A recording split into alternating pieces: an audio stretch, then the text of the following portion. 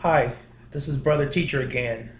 Just wanted to weigh in on a subject that's been on my mind for quite some time, and that's the subject of 911. In the early 2000s, when the trade centers in the United States in New York specifically were attacked, uh, allegedly attacked by airplanes and supposedly Al Qaeda. Uh, Never weighed in on this before, but I've talked about it in time past with some individuals and even made my voice known on the internet on some platforms. But I just wanted to make a snippet here as to what my feelings are. I'm not a politician. I'm not a judge. I'm not a police officer. I'm not a lawyer. And I'm not a doctor. I say this all the time. If you need any counseling, seek the appropriate individual, attorney, and so forth, if that be the case. This information is for uh, just general knowledge, if you will. Some people say recreational purposes and what have you. But here we go. 911.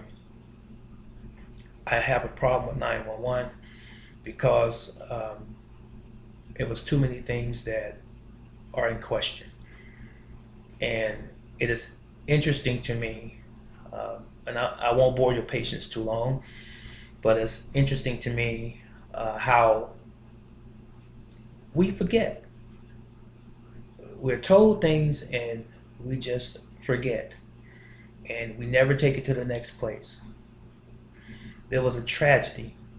Let me forestate this for anyone watching my video. I want you to know, if you are from New York proper, if you had relatives in New York in the Twin Towers that were killed or attacked or affected in any way, I want you to know that you have my condolences. It's been many years ago. I don't know you as an individual, but this is a platform that I'm using. I want to tell you that I mean no harm in the statements that I'm making. I'm not saying that the police officers and the firemen and all of the public and city officials and all of the different localities that came in the world to assist in that effort. I'm not saying that that was for nothing. That was admirable. That was laudable. That was a beautiful display of love and compassion for your fellow human being. And I want to say that if I had the capacity or the means and I could have been there, and I am military, I would have been there. And with that said, I want you to understand this. I look at you who are watching me today as intelligent individuals, as common, everyday, hard workers as myself. And I appeal to your sense of common sense to look at a couple things. First of all, stop looking at your life as if our government doesn't lie to us. Stop looking at your life as if our government won't tell us all of the truth, because they will not tell us all of the truth. 911 was created by the government. Why is it that we have firemen who said they heard explosions in the building? It was brushed under the rug. Why is it that we had engineers documented that said that a building like that could have not imploded, just completely fell straight down as if it was detonated intentionally? Why is it that no one paid attention to that in our government? Why is President George Bush, not in prison for the rest of his natural life? Why did President Obama not impeach this man? Why did he not lock this man up for the rest of his life against crimes against humanity? Why did he not do that? This war 911 was all about oil. Bush comes from an oil family in Texas. President Bush has borrowed money from the bin Ladens in time past. That's on record. President Bush had the bin Laden family flown out of the United States? If bin Laden had anything to do with 911, why is it that President Bush diverted his attention away from bin Laden and went to Saddam Hussein in a mission towards Iraq, saying that he had weapons of mass destruction?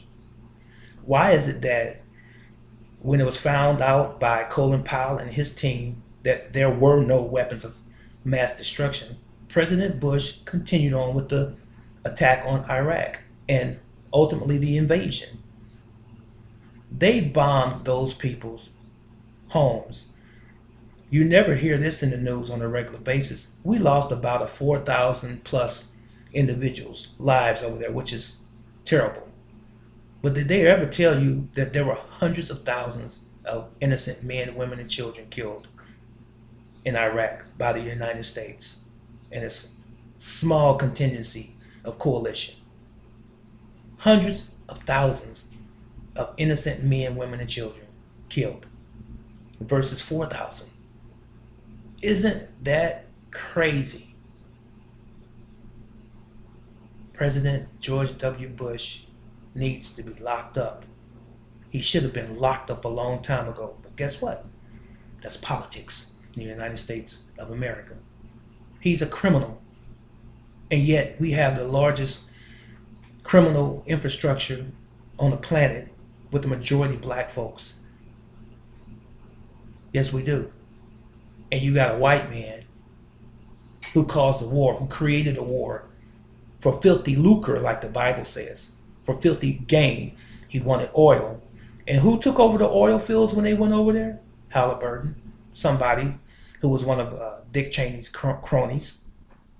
Isn't that interesting?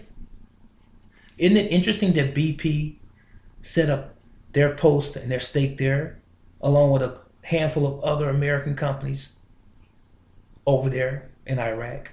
They controlled that oil field then. They got everything they wanted to get when they invaded Iraq. They took all of the things out of Saddam's palace, his gold, his liquid cash, his sword, his weapons. They took everything out of that. Where did that go? George W. Bush's mantle and his trophy room at his house in Texas, in his ranch? Did it go there? What happened to all of the wealth that he had once we invaded? You see, the United States has a history of destroying other cultures. We don't care about anybody else in this country. All we care about is capitalism, because the United States of America now, we should know by now, it's not a country, it's a corporation. Look it up. It's that simple. It is a for-profit corporation. That's on the books. Do your own due diligence and look it up, and you'll find that to be true. The United States is run by business. It's run by corporations. It's run by England. It's not run by the people. That's the big hoax right there. They make us believe that we're under the Constitution, but I guarantee you, when you go to court, you mention the Constitution, some judges have said, if you mention it one more time, I'll find you in contempt. I know people personally. So is that a country that represents the Constitution? You ask a judge for their oath of office when you go into the courtroom. They look at you crazy. There are certain protocols and procedures in courtrooms. You ask them for a copy of their Declaration of Authority order. You ask that judge, has he sworn to uphold the Constitution? They look at you crazy. You know why? These guys are not upholding the Constitution. These guys are representing something else. They're representing the corporation. And you're there to feed that corporation. I'm going to pause this video right now, and I'm going to label this as number 1. But I invite your comments, and maybe we can find some closure in our own hearts and minds and realize that the country that we're living in is not the country that we suppose it to be. It is not what it appears to be at all. And if you don't know that, it's a scary road you're traveling down, but it's the truth. This is Reginald Strauss Sr., also known as Brother Teacher. I'll see you on the second one.